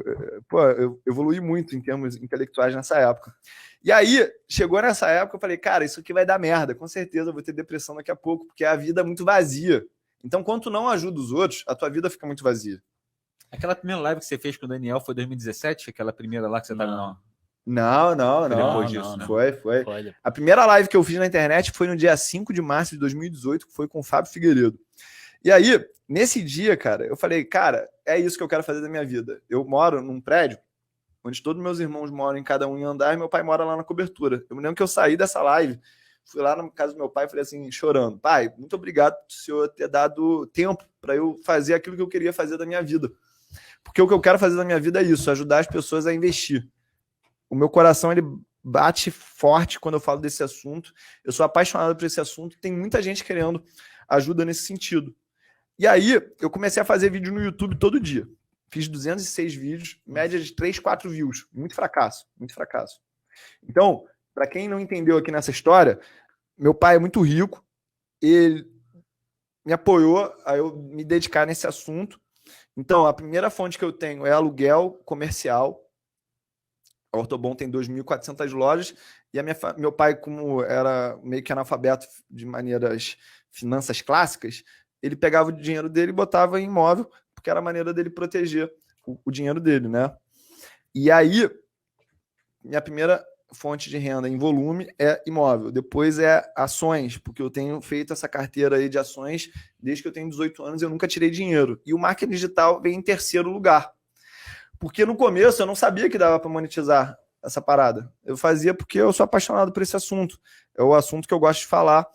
E assim, para que eu vou cobrar para fazer isso? Aí eu conheci um cara em 2018, que é o Ryan.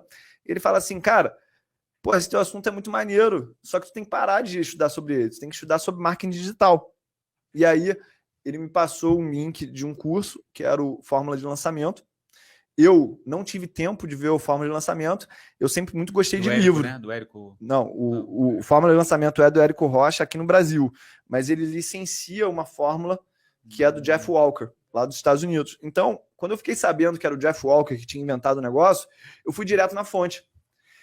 E eu, como era muito tímido na minha juventude, eu já tinha lido Armas da Persuasão, Como Fazer Amigos e Influenciar Pessoas, feito curso do Dale Carnegie, só para eu não tinha coragem de falar com as meninas. Eu era tão tímido, que eu não tinha coragem de falar, pô, vamos sair. Então, toda essa história de persuasão, eu criava vários engates. Vamos para Nova York, vamos para Paris. Já fiz muita besteira nesse sentido aí, não vou falar aqui não, porque é muita coisa mesmo, tá ligado? Não, sério, porra, ia dar um belo filme isso. E aí, cara, quando eu entendi que a história do marketing digital dava para ganhar dinheiro, eu fui para Nova York e fui lá do Empire State e falei assim, se você quer começar a entender sobre finanças, eu vou abrir minha mentoria aqui do topo da cadeia alimentar, que é o topo do Empire State Building. E aí eu fiz um pitch da minha mentoria, que hoje é 30 mil reais, eu fiz por R$1.000 e vendi 30 naquele dia. Ou seja, eu saí de Nova York com a viagem paga e eu não tinha dado conta de responder todas as mensagens de gente que queria comprar aquilo. Ou seja, eu comecei a gerar conteúdo só um ano depois que eu fui buscar monetizar isso. Eu acho que esse foi um acerto que eu tive. E aí teve o evento lá que o Daniel aceitou participar. E por que eu queria fazer esse evento? Porque ninguém me conhecia na internet. Aí eu queria tirar foto com o Daniel, porque eu já tinha entendido da história da transferência de autoridade. Aí chamei o Thiago Reis, chamei o Rittenband, chamei o Fábio Holder, chamei o Vicente Guimarães, chamei o... Como é que é o nome? O Carlos. O Herrera. O Herrera. E chamei um outro ingrato aí, que eu fiquei sabendo depois que ele fica falando mal de mim pelas minhas costas, já dei uma dura nele. Tô falando com você mesmo, William Wallace. Eu não escondo não, tá? Aí chamei esse ingrato aí também para falar. O evento deu muito certo, tirei foto com todo mundo e a galera meio que me conheceu no mundo dos investimentos sobre esse assunto, né? Aí logo depois a gente começou a vender o Close Friends. Isso aqui foi muito engraçado, porque eu nem sabia o que era landing page, não sabia como é que vendia, não sabia que tinha que ter conta na Monetize. Foi até tu que me recomendou a Monetize no início. Mas hoje em dia já nem eu tô mais lá. Nem uso também mesmo. Mas, e aí, cara, eu não sabia o que era landing page, não sabia nada disso, eu não sabia como vender o Close Friends. Aí eu decidi que eu ia escrever num papel A4 o meu nome, CPF, agência, conta e banco, e printei e botei aqui. E comecei a vender. Vender. 2 horas depois, o aplicativo do Bradesco cai. Não, tô vendendo ali sem saber se tô vendendo ou não, mas eu continuei. Falei, porra, tá muito engraçado isso aqui. Eu nunca vou na praia, nunca vou na piscina. Eu esse dia até fingi que eu ia na praia para vender curso. Eu ria muito, cara. Aí fui lá pro Fazano aqui em Ipanema. Falei, amor, vamos lá pro Fazano lá que eu tenho uma surpresa para tu. Queria só vender. Queria falar que tava no Fazano lá, Playboy. Irmão, a gente começou a namorar. Eu e minha esposa, 7 horas da noite. Acabamos ali 5 para as 8. Fui no celular de novo. Venda. Falei, caralho, é muito bom essa porra. Tô transando e ganhando dinheiro ao mesmo tempo. Tô me sentindo aqui o cara agora. Fui ver no dia seguinte quanto que tinha dado de venda no total. Deu 13 folhas, frente e verso, de venda de Close Friends. Eu falei, cara, isso aqui é muito bom. Deu uns 180 mil reais naquele dia de vendas. Aí eu falei, pô, vou fazer isso aqui segunda-feira que vem. Aí fiz. Aí já não deu a mesma coisa. Deu 52 mil reais. Aí que eu fui ver o Gary Vee do Jab, Jab, Right Hook. Que eu fui entender que eu não podia dar gancho toda hora. Tinha que dar um jabzinho ali para ensinar alguma coisa. E aí começou essa dinâmica de marketing digital acontecer. Eu fui lendo o livro da forma de lançamento e aplicando aquilo como se fosse um manual prático. A gente marcou para o dia 15 de abril a primeira abertura de curso minha da história. E foi o dia exatamente que o Ibovespa chegou em 100 mil pontos pela primeira vez. Ou seja, eu tinha marcado 2 meses antes o dia que o William Bonner ia falar assim, a bolsa é o melhor investimento. Chegou a 100 mil pontos hoje, todo mundo deve comprar bolsa. Foi no dia que eu abri pela primeira vez o meu curso. Irmão, a gente vendeu 1.800.000 reais em 2 dias. Eu não tinha gravado nenhuma aula, não tinha gravado nenhum vídeo. Não sabia o que era landing page, não sabia o que era a área de membros. E não tinha ninguém para me ajudar, não tinha nem PowerPoint feito do que era o curso. Eu falei assim, galera, toda terça-feira às 8 horas da noite, agora a gente vai ter uma aula. Mas a galera sabia do que se tratava o curso, né? A galera sabia do que sabia era. Que era investimento, tá ligado? Sabia que era investimento. Sabia que era investimento. Não tinha CPL. Eu só falei, ó, vou abrir no dia 15. Eu vou abrir no dia 15. Tava muito quente, moleque. Tava muito quente. Eu me lembro que nesse dia eu fui dormir tremendo. E aí depois que eu fui saber que era adrenalina saindo do corpo. Porque imagina, tu vender, atender a galera, fazer o produto. Eu fazia tudo sozinho. Eu fiquei tipo assim, sem brincadeira, eu fiquei tipo uns 2 anos sem conseguir cagar, sem atender alguém no telefone. Porque eu tenho todos os meus alunos no grupo do WhatsApp. Se tu for meu aluno... Ainda tem. Tenho. E eu já tentei não fazer isso e eu achei que era um tiro no pé. Por quê? Porque eu perco a temperatura dos alunos. Eu sei o que eles estão com dúvida, eu sei qual que é o problema deles, eu sei quando eles estão ganhando dinheiro. É por isso que eu faço tanto post de prova de gente tendo retorno. Porque o cara tem um retorno na hora, ele posta e me mostra. E aí, para tu vender para o segundo, tu tem que ter a prova que o primeiro ganhou dinheiro, né? Isso aí eu entendi muito claro desde o começo. E aí, irmão, depois ficou um vício esse negócio. É um vício mesmo. Porque depois que tu entende, ó, faz um call to action e a galera responde, tu conversa com eles, tira dúvida, gera um valor e a galera compra por gratidão, pô, isso aí mostra que o teu trabalho está sendo bem feito, né? E o teu pai nisso tudo, depois que você teve sucesso também? Cara... Ele investe também, interessante... Boa. O teu pai nos dois. Boa dúvida, né? A visão que ele tem de você e se ele também se modificou. Primeiro, meu pai tinha um argumento muito complicado de convencer ele a investir no mercado, que era o seguinte, a empresa dele, ele me falou que a empresa foi fundada em 1969. Teve uma ocasião que ele me falou que desses 50 anos que ele tinha a empresa só tinha dado prejuízo 2 meses. Então não era por retorno que ia convencer ele. Aí era por diversificação. Pô, mas como é que tu diversifica o teu dinheiro? Ele falou, eu tenho imóvel. Eu falei assim, pô, mas e dólar? Aí tu começa a buscar argumento para convencer o cara. No final das contas, nunca investiu, porque ele acha que Tesouro Selic é muito arriscado. Até hoje. Não, então, eu vou entender aqui. Bom lá nos Estados Unidos para dizer que agora tem dólar. Não. Logo no começo, a primeira coisa que meu pai falou assim, cara, por que tu não vende em dólar essa porra? Dá o mesmo trabalho que vender em real. O cara já veio com a melhor sacada, tá ligado? Vende em dólar que é 4 vezes mais retorno pelo teu tempo. Eu falei, pai, a atualidade aqui é diferente. Brasil, Estados Unidos. Cara, meu pai depois ele começou a ter, eu tenho até que pensar aqui, assim, Alzheimer. Tem quantos anos ele hoje? 82. Ele tá em coma, tem 3 meses. Forte pra caralho. Mas, tipo assim, teve tudo. Alzheimer, o que mais teve? Parkinson, teve tudo. Aí, então, ele não viu eu tendo esse certo nível de reconhecimento aí, indo na Band e tal. Mas, assim, ia se amarrar muito.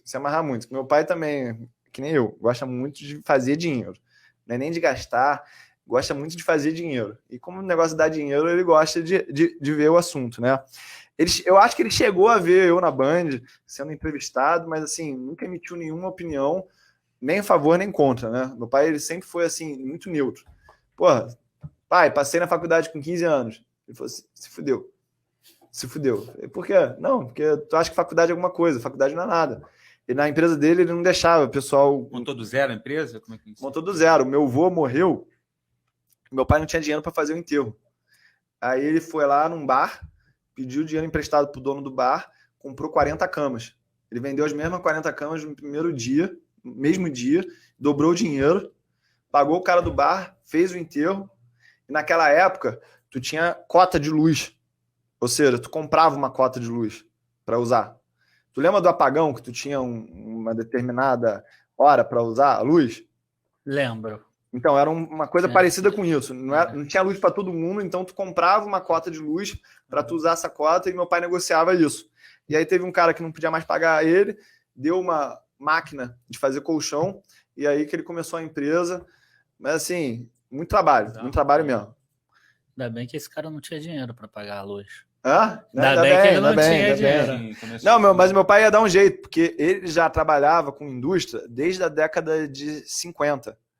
E a meu entendimento é o seguinte, do mesmo jeito que a indústria era para a agricultura lá em 1950, é a internet hoje em dia para quem é da indústria. O cara acha que é novo, mas tem uma porrada de gente ganhando dinheiro, é uma nova tecnologia, o pessoal é um pouco descrente. Só que tem alguns aventureiros que começam a se inteirar sobre esse assunto, ganhar um pouco de intimidade, e aí eles não morrem no tempo e eles só têm para onde evoluir, né? Então eu acredito muito nessa história de você ser resiliente e você aprender com os teus erros. E essa era a grande filosofia do meu pai na época que ele era ativo nos negócios, né? Eu nunca vou cometer o mesmo erro 2 vezes. Então tudo que eu sei é que nada sei, só que eu não cometo o mesmo erro 2 vezes. E aí ele falava assim, eu só preciso tá sobrevivendo até o próximo dia para aprimorar essa técnica dele. Então ele tinha lá uma metodologia que tudo que ele fazia, ele escrevia num caderno e escrevia por que ele tomou aquela decisão. E aí no final ele ia lá e lia aquilo. E falava assim, porra, essa aqui deu certo, essa aqui não deu certo, essa aqui deu certo, essa aqui não deu certo. E tudo que na empresa faziam de errado, ele fazia uma CI normativa, que era o seguinte, tentei vender o colchão pro cara aqui de primeira, não deu certo, na segunda deu certo. Então, não pode mais vender de primeira o colchão, tem que fazer 2 visitas. E a empresa, ela foi criando conhecimento dela mesma a partir disso, né? E aí, para os caras que eram meio analfabeto, em termos de estudo formal, isso que dava certo, trabalhar desde a hora que acordava até a hora que dormia, não gastar dinheiro. O meu pai ele foi botar teto na empresa depois de 4 anos dela funcionando. E aí, qual que é a grande sacada, assim, todo mundo que trabalhou com meu pai, todo mundo fala a mesma coisa. A gente sabe que a gente pode contar com o seu Chico. E eu acho que é uma coisa importante que eu gosto de criar nos meus relacionamentos com as pessoas por onde quer que eu vá, né? Eu quero que as pessoas saibam que elas podem contar comigo, não só aqui no marketing digital. Se precisar de qualquer coisa, tu vem falar comigo porque eu vou poder fazer, eu vou fazer o máximo que eu posso para te ajudar. Então, isso é um relacionamento que eu gosto de criar com os meus parceiros digital, com os meus alunos. Eu nem gosto de contar essa história, nem vou revelar o nome, mas esses dias um aluno meu teve um surto psicótico e o cara ia se matar. E quem é que o cara decidiu ligar antes de se matar? Para mim. Então, ali eu vi que realmente o trabalho que eu faço ele vai além do dinheiro, né? Porque a gente só usa isso como um plano de fundo para conversar de coisas maiores. Eu, pelo menos, lá com meus alunos, vivo muito isso, né? O cara ele tá mal no casamento dele, e aí ele acha que o problema dele é que ele tem que ganhar mais dinheiro, que é o dinheiro que é o problema. Ele não está cuidando da saúde dele, ele acha que o problema dele é o dinheiro, que ele não está tendo tempo de cuidar do dinheiro dele. Na verdade, ele só não está tendo tempo de ver as prioridades dele, né? Então, eu gosto muito de conversar isso com meus alunos, e essa trocação de ideia, ela faz a gente crescer muito, cara.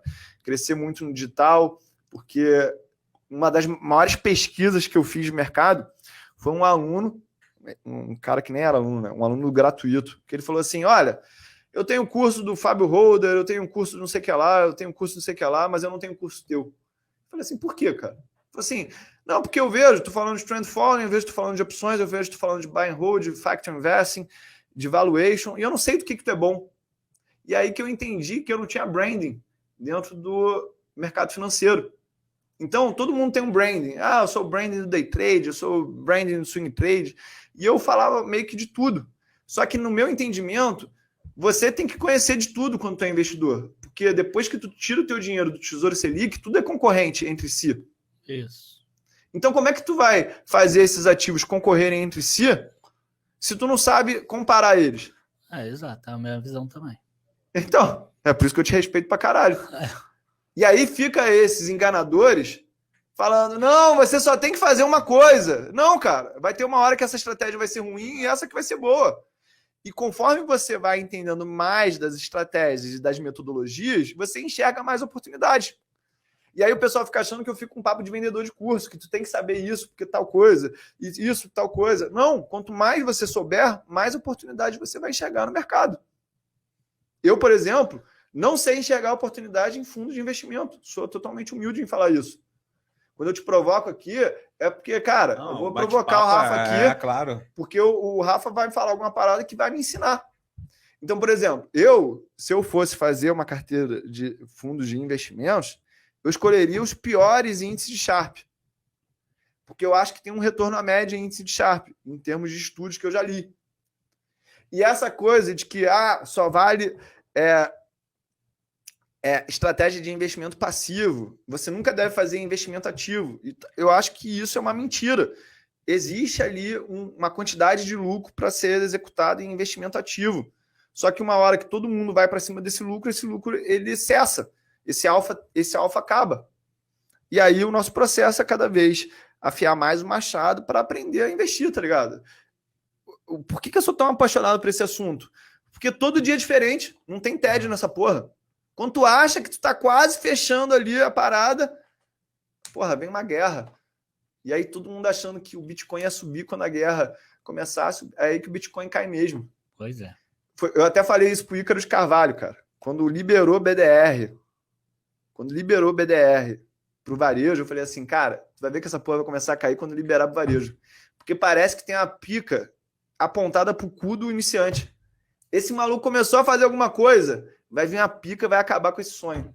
Tudo que tiver muito hype de YouTube, faz o contrário, que vai ter muita probabilidade de dar dinheiro. Foi assim agora, criptomoeda foi exatamente assim, né? Foi hype legal de criptomoeda, o pessoal aplicou e caiu, como a gente estava falando aqui, né, cara? E eu acho que vai cair mais, porque eu vejo que cripto, dentro lá dos fatores, né? Para quem aqui não conhece os fatores com muita clareza, a gente tem o fator mercado, que é o beta, o fator tamanho, o fator valor, o fator rentabilidade, lucratividade, o fator crescimento e o fator aí momento, né? Eu diria que Bitcoin, para mim, entra no fator crescimento. Então, enquanto a gente estiver vendo aumento de taxa de juros, aumento de expectativa de inflação, o Bitcoin vai corrigir mais. Quando a gente começar a voltar com o ambiente de risk on, Nasdaq subindo, S&P subindo, a gente vai ver o Bitcoin acelerando na frente, eu acho. Ele é um bom indicativo. Uma coisa que ficou clara é que muitos defensores de criptomoedas lá no passado, eles acreditavam que seria um investimento contracíclico, né? Que igual o ouro, em alguns momentos que a bolsa cai muito, ele acaba subindo bastante e serve como proteção. Eu acho que cada vez mais o Bitcoin está correlacionado com a própria bolsa, né? As criptomoedas, elas estão correlacionadas com os mesmos ativos de risco, quer dizer, eles estão caindo em períodos de alta de juros e estão subindo em períodos de queda de juros. Então, eles estão tendo uma correlação cada vez maior. E assim, eu estou tendo que fazer a minha tese do mestrado agora, eu vou fazer sobre o home bias, né? Que é o viés caseiro. Isso não é um problema do brasileiro, é um problema mundial das pessoas investirem perto do seu CEP, né? E aí eu fui buscar artigos que iam contra essa argumentação de que diversificar para o exterior é bom para a tua carteira, porque teoricamente você diminui as correlações, então você vai ter um retorno ajustado ao risco melhor. Aí tem um artigo de um cara chamado Dennis Quinn, ele falando que depois da década de 50 começou a haver aí unificação das políticas monetárias, a gente foi vendo cada vez menos o efeito de diversificação por país gerando um resultado positivo para quem faz isso. Porque o Fed começa a fazer um movimento no Banco Central dele, tem todo mundo que vir a rebote. Então o Brasil vai ter que liberar taxas, vai ter que puxar taxas para cima, puxar taxas para baixo, dependendo de qual que seja o cenário. Ou seja, cada vez mais os ativos eles vão estar mais correlacionados conforme a gente vê essa abundância de liquidez aí no mercado. Mesmo assim, existe uma descorrelação importante. Mas como aconteceu ali na época da Dilma, por exemplo. O mundo inteiro estava crescendo. É por isso que vocês precisam ler a minha tese quando ela ficar pronta. Tá bom. Vai fazer uma palestra com sua tese aí pra gente, pra ensinar, cara. Não, eu quero vender isso para uma instituição financeira, cara, porque eu acho que é o principal erro que o investidor iniciante ele comete, é achar que só investir no Brasil vai ser bom para ele.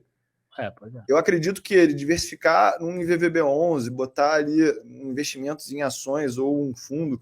Qual que é o melhor fundo para quem quer investir no exterior, na tua opinião, hoje em dia? Cara, eu gosto muito da galera da Arbor, da Western também, que é uma galera muito boa, empresa de tecnologia, por mais que esteja caindo agora, como você falou, índice Sharpe negativo ali, né? Tende a média ali, a galera é muito boa, sabe? Então, esses dois fundos são que a gente gosta, já fizemos até que a IP também, a galera muito boa, que cobre muito bem, não sei se tu conhece a galera da IP lá. Eu vou falar aqui os meus dois, Fala aí. As minhas duas casas de fundos prediletas, tá? Mas agora, esses todos estão tomando ferro, né? Com certeza, se tivesse subindo agora, seria um win, né? Em primeiro lugar, sabe como é que eu sei? Não, espera aí. Ele já vai falar. Sabe como é que eu sei que estão tomando ferro? Porque não chega nenhum e-mail perguntando por esses que você falou. A gente recebe e-mail nessa caixa de fundos e responde tudo. Ninguém pergunta. Quando ninguém pergunta sobre algo, é que eu sei que está tomando ferro. Eu não preciso nem olhar o retorno. Para mim, cara, o melhor fundo de ações do Brasil é o Real Investor e o segundo melhor é a IP. Sim. Ela era muito Não sei se vocês concordam, né? É muito boa. Não digo melhor, cara, mas eu gosto muito da galera do Real Invest. A gente indicou na carteira Zen em 2018, um dos primeiros fundos que a gente indicou. Cara, eu me lembro que eu conheci o Cezinha, né? Que em 2012 tinha um congresso. Tinha um congresso que é o Value Investing Brasil. E, assim, em 2012, cara, era uma sala assim, tinha 15 pessoas no negócio. Era a comunidade que investia. Eu me lembro que em 2015. Eu quero ver o que vai acontecer com esses influenciadores digitais aí, que estão aqui de caô, querendo ganhar dinheiro fácil, quando esse cenário voltar. Tu lembra em 2015, quem investia na Bolsa do Brasil era tirado para otário nas mesas? Claro. Putz. Eu me lembro que eu chegava na academia, os amigos coroa do meu pai falavam assim, tu é muito idiota, tu tá investindo na Bolsa e tal. Eu quero saber como é que tu vai vender curso nesse ambiente, falando que só buy and hold que funciona, meu filho. Tu tem que trazer uma flexibilidade para tua estratégia, ganhar dinheiro na lateralização, na queda também. Ou dar sorte da bolsa subir. Né? Quem sabe aí, né? A gente não tem uma inversão, o juro cai, 2025 assim, temos um cenário de euforia. Cara, pode até subir. Juro a 6,5, 7, bolsa lá em cima. Enfim. Mas quem tá nesse jogo para os próximos 20 anos, eu tô nesse jogo para os próximos 20, 30 anos, em algum momento vai acontecer isso. Mas aí o influencer já vendeu 3 anos. Exatamente. Pegou aquele hype ali. Já pegou um hypezinho ali, já deu pra fazer um pé de meia. Quer perguntar para o Tiuri da ação da Copa do Mundo, próxima Copa ali que a gente estava falando? Essa é uma boa pergunta. É o seguinte, Vamos imaginar um investidor que o cara, tá amarradão vendo a Copa do Catar e o cara fala assim, porra, a próxima Copa eu quero ir lá. Próxima Copa até que nem é longe, né? México, Estados Unidos e Canadá, vai ser 3 sedes. Então o cara tá a fim de ir ou pro México, ou pro Estados Unidos, ou pro Canadá, ou nos 3, inclusive, para ver jogo em cada lugar. O Brasil deve jogar em um monte de lugar. E ele quer aquele melhor investimento ou a melhor ação para ele conseguir chegar nesse objetivo. Uau! Mais descontado. Quer dizer, já tem aí o prazo, já tem tudo aí. Precisa ser uma ação ou precisa ser uma carteirinha? Não, um investimento, cara. Cara, um Se investimento. você quiser... investimento em ações aí não. Um investimento pode ser, cara. O cara pode achar que é renda fixa, pô. Tá. Enfim. Tá. Se for ação, aí é uma ação. Se for Olha um só. fundo imobiliário. Se for uma Berkshire, enfim. Eu vou responder de maneira técnica primeiro. Cripto que for. Eu vou responder de maneira técnica primeiro e depois eu vou responder a opinião da pessoa, tá? Porque assim, eu vejo que vocês querem isso, né? A gente responder de maneira técnica é você comprar e viver B11. Por quê? Porque o teu gasto vai ser em dólar, vai ser em moeda forte e você vai ter uma carteira diversificada de baixo custo com alta liquidez. Faz sentido. Então, para mim, é essa visão aqui. Tio, mas eu preciso fazer um dinheiro. E eu preciso fazer esse dinheiro numa ação que tem muito upside. Então, eu vou falar duas, tá? Eu vou falar uma no Brasil e vou falar uma aqui para você que quer investir aí em dólar, beleza? Então, a ação que eu acho que no Brasil tá muito barata mesmo, é a Graziotin. A gente fez um episódio aí da minha série de valuation esses dias e ela estava com uma TIR de 25%. Vamos falar que eu fui extremamente otimista com relação a ela, porque eu comprei ela a R$6 lá em 2013 e ela já chegou a 48 na minha mão, já pagou dividendo pra caramba. Vamos falar que eu não tenho apego com ela. Vamos dizer que tem uma TIR de 20%, já tá muito bom, tá? E eu acredito que ela tem um desconto constante, porque ela está se tornando uma holding diversificada e ela vai ter um desconto normal. Se eu falasse de uma empresa gringa para alguém comprar hoje, eu acho que eu mandaria comprar a NVIDIA, porque eu acredito que semicondutores vai ser uma indústria muito, muito grande no futuro. Não tá hypado, não, semicondutor? Então, eu acho que já passou o hype, porque a NVIDIA já caiu já 50%. Ah, legal. Eu não sei se tu viu que a TSM, o Buffett está comprando agora. Via. Então, só que eu tenho um aluno que ele faz inteligência artificial lá na Universidade de Sorbonne. O cara me deu uma aula sobre a NVIDIA, falando sobre inteligência artificial, que carros autônomos vai precisar de muito semicondutor, internet das coisas vai precisar de muito semicondutor. Se o mercado cripto volta pesado, a gente vai ver o processamento e a mineração através das placas da NVIDIA. Agora, a oferta de semicondutor no mundo também vai disparar, né? Vai disparar. Mas só que aí a gente tem essa briga China, Estados Unidos, que eles vão querer criar os seus feudos de semicondutores. Até o Brasil. E uma fábrica, ela demora 5 anos para ficar pronta. Ou seja, vai ter um lag aí de oferta e demanda. Normal. Então, eu acredito que, como a gente tem um prazo de 4 anos, talvez a NVIDIA seja a minha aposta aí. E esse meu aluno, que, pô, cara, eu confio nele tecnicamente, falou que a inteligência artificial que a NVIDIA produz, ela é diferenciada em relação à média, né? Legal. A gente vai saber dessa resposta aí, para ver se a galera vai poder viajar com as dicas do tio aí. Faz uma carteirinha diversificada. Faz a carteirinha diversificada. De um lado você tem uma conservadora, de um lado você tem uma agressiva. Vai fazendo ali um rebalanceamento. Uma hora que um subir mais, outro cair mais. E eu acho que dá para sambar lá. Mas foi bom você falar de Graziotin. Eu particularmente, acabo sempre tendo um distanciamento com relação a ela, por causa da questão de governança, que eu acabei respondendo aquele dia, e porque eu vejo que o mercado, por essa questão, por ser uma empresa ainda de controlador, às vezes aparece um investimento em terra lá do nada, né? Porque o cara é um investimento que é sempre orgânico, então não tem aquisição, acaba que o mercado não gosta daquele hype. Se você ligar lá ou você quiser falar com o relacionamento com investidores, ela não responde. Então acaba que eu sempre falo, né? Graziotin, Eucatex e Metiza são 3 empresas que sempre estão baratas, mas elas sempre estão baratas. Porque o mercado nunca coloca elas para cima, porque não existe um trabalho das empresas de aproximação. Você vai ver que elas sempre geram bons resultados, mas elas sempre estão baratas. Então, quer dizer, ela pode subir a Graziotin? Pode. Mas provavelmente ela vai continuar a estar com múltiplos menores do que os pares, e vai acontecer isso porque o lucro vai crescer, por exemplo. Então eu acabo tendo um certo distanciamento da Graziotin. E só para não fugir da pergunta aí, sei que foi para você, mas eu tenho, no varejo, eu tenho ficado muito de olho em C&A, no turnaround que ela tem feito. Sim. C&A é uma empresa que eu acho que, né, sempre é bom o se, né, para a pessoa não pegar e botar 100% do capital dela. Se tudo der certo nesse turnaround dela, é empresa que no meu cálculo vai uns 1.500% para cima. Pensei que você ia falar Marisa, cara. Marisa eu não gosto muito, não. De mulher para mulher? Não, Marisa já morreu. Agora a primeira dama é outra, não é? Janja. Janja pra Janja. É isso, já é outra. Excelente. Vamos pro Marisa era anterior. momento filosófico? Tá bom. Cara, mas deixa eu explorar aqui um pouco mais desse assunto aí, porque assim, se você escutou eu falar isso, escutou o Daniel falar isso, e você botou 100% do teu dinheiro em uma ação, cara, às vezes eu fico me questionando se tu não merece se dar mal. E assim, Verdade. eu comecei a ter um pouco mais de empatia pelo outro lado, um dia que um amigo meu falou assim, sabe o que eu faço? A Empíricos, ela vai, lança uma carteira recomendada, eu compro na segunda, se até a sexta-feira eu não tiver recuperado meu dinheiro, eu peço reembolso da assinatura. E assim, eu vejo que durante muito tempo, um lado foi demonizado. Mas aí a gente tem que ver também os caras que querem usar a parada do negócio mais errado, da maneira mais errada possível. É o cara que compra a carteira recomendada na segunda, querendo que ela dê resultado até a sexta, senão ele pede reembolso.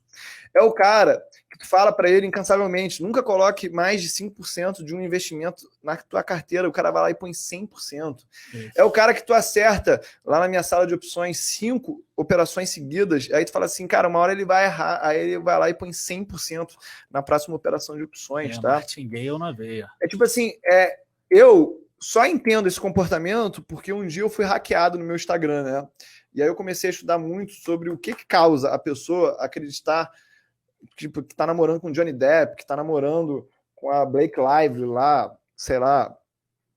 É o seguinte, quando você tá tão desesperado por uma solução, você não consegue enxergar que aquilo é uma farsa. Então, uma vez, eu queria tanta bolinha azul do meu Instagram que alguém mandou um e-mail para mim, olha, eu sou o filho do príncipe da Nigéria e eu tenho uma maquininha que eu boto bolinha azul no Instagram. E eu acreditei naquela porra, eu apertei e tive meu Instagram hackeado. Nossa. E aí eu comecei a ter mais empatia. Porque o cara que está desesperado aí não tem mais alternativa, está desempregado, não tem mais reserva, ele precisa botar dinheiro em casa, ele está vendo o filho dele ali chorando de fome, a esposa já desesperada, bolada, que ele não consegue dar solução, ele quer essa solução que a gente fala que não coloca, só que ele não tem mais para onde correr, e ele põe tudo numa alternativa e se dá mal. Então aqui eu dou essa chacoalhada de te chamar de não seja idiota, para tu não ser idiota mesmo, porque eu sei que a gente fica suscetível a isso quando a gente está desesperado por uma solução.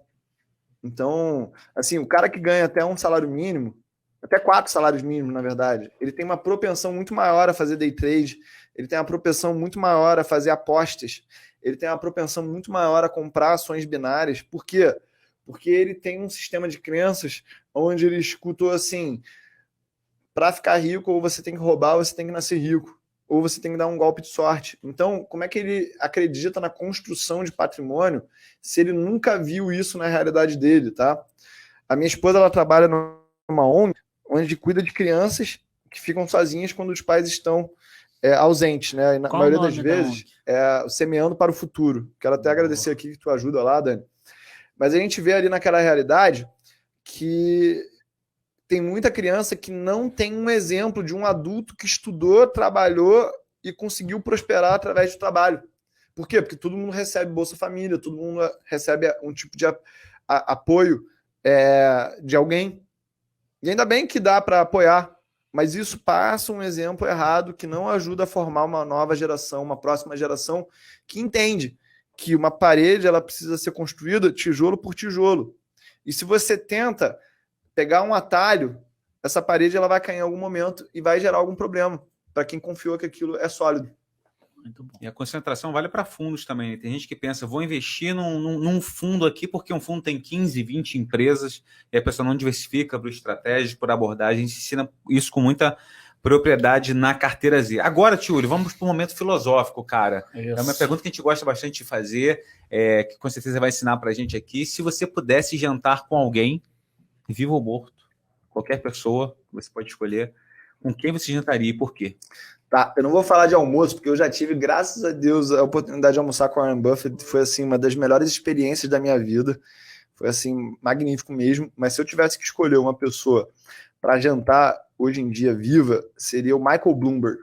Eu, assim, é um cara que, como ele é dono do meio de comunicação, explora um pouco a imagem e a história dele.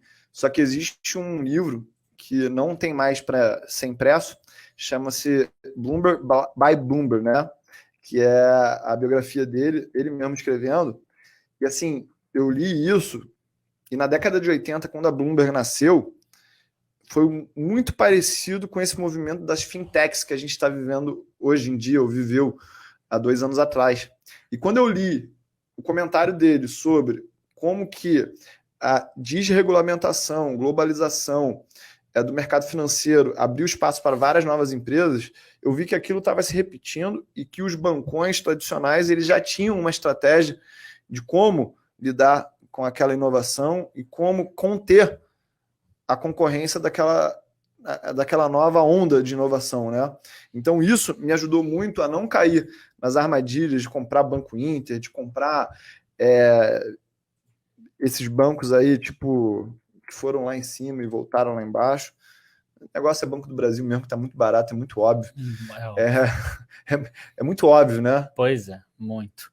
O Michael Bloomberg, se eu não me engano, era o prefeito de Nova York no período da queda das Torres Gêmeas. Cara, um pouco depois. Não, ele já era. Já era. Isso mesmo.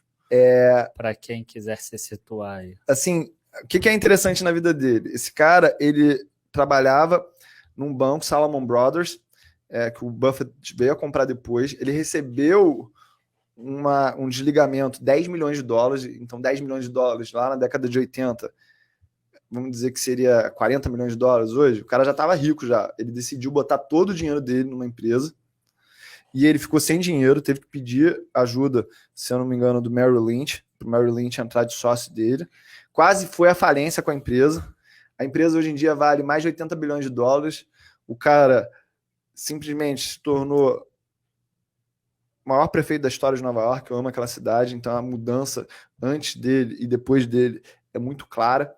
Ele, no livro, mostra ali como é que ele puxava os rounds de doação. Então ele falava assim, galera, Nova York precisa ser o centro mundial de finanças, arte e cultura. Eu vou começar aqui doando 500 milhões de dólares do meu bolso. Quem vem comigo? Então o cara, quando começa a tomar esse tipo de atitude... Quase igual os políticos muito bravo. Muito bravo. Praticamente igual. Pô, vale muito a pena ler a biografia dele, porque esse cara é muito, muito inteligente mesmo, tá? E assim, eu sinto muito ele não ter se tornado presidente americano, porque era um negócio que eu queria ter visto.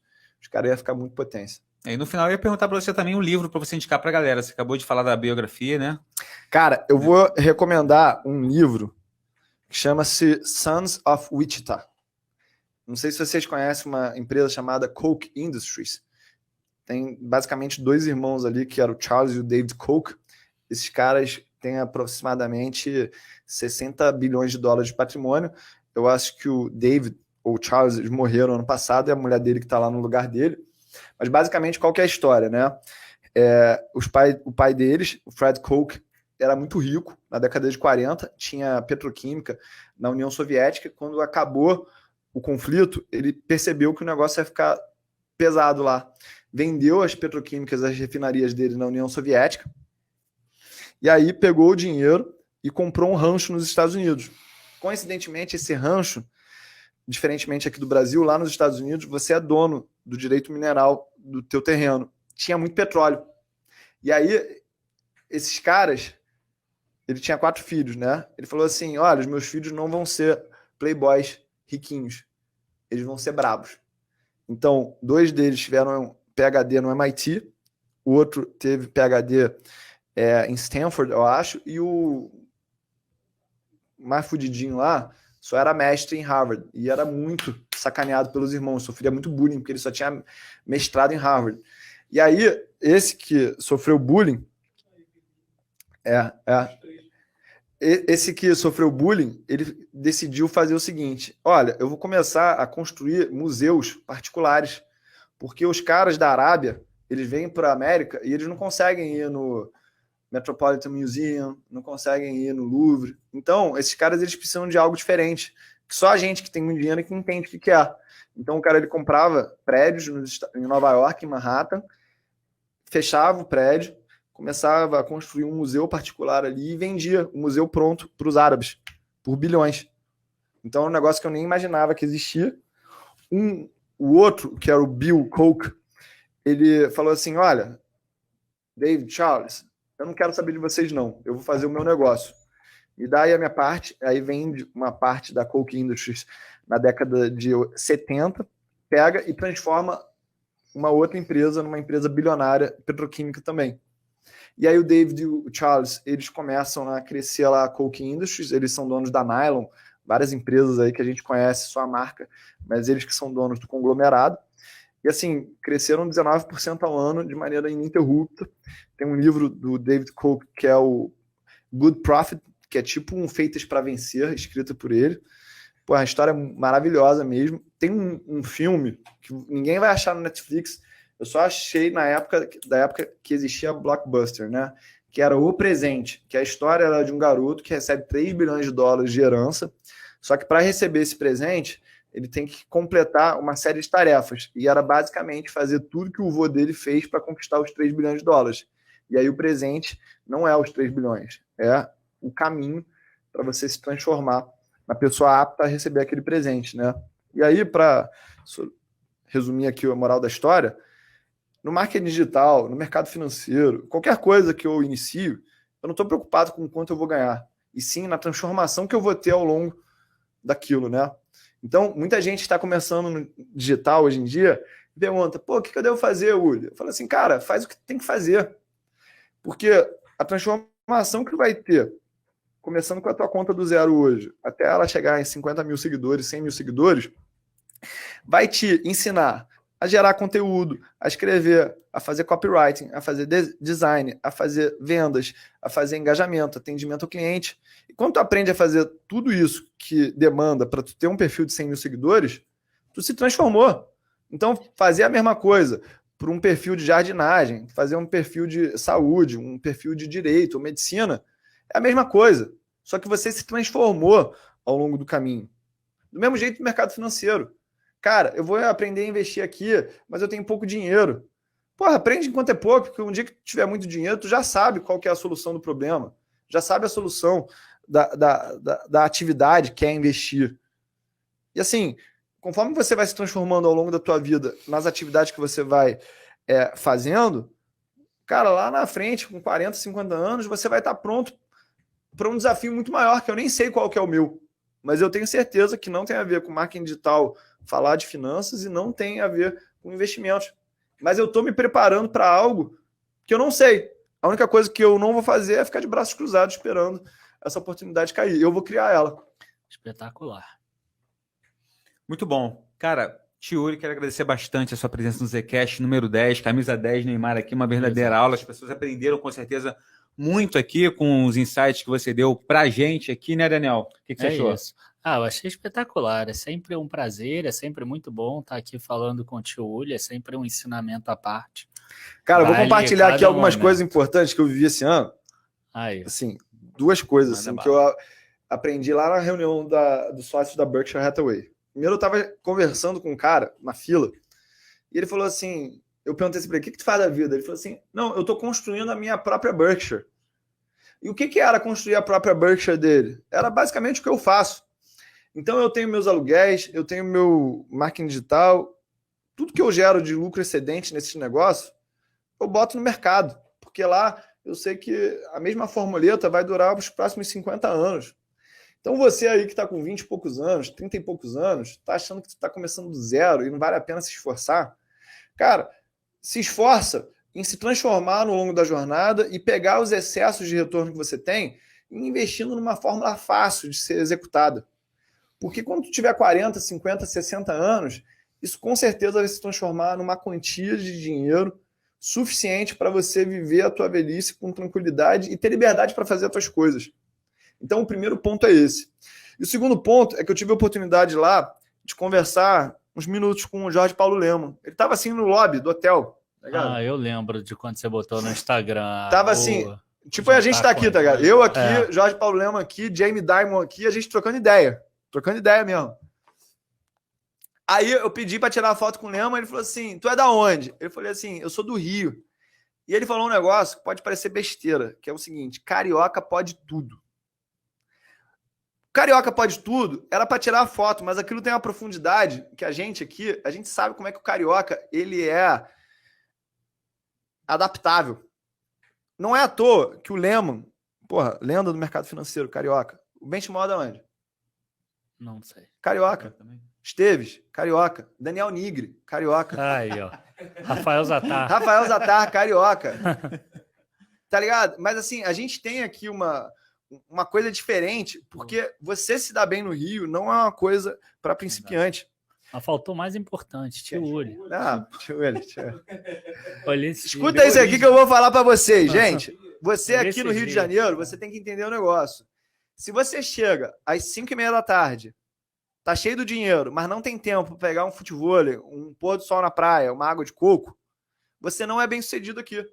Tô mentindo? Exatamente. É isso mesmo. Então aqui, o carioca, ele tem um pouco disso. Essa malemolência do gingado, da firula, do drible do futebol.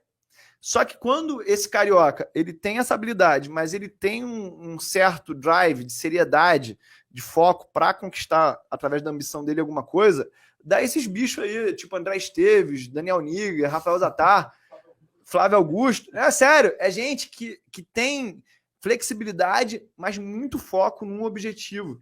E eu não acho que é coincidência, cara. Aqui o Rio de Janeiro, ele é muito interessante.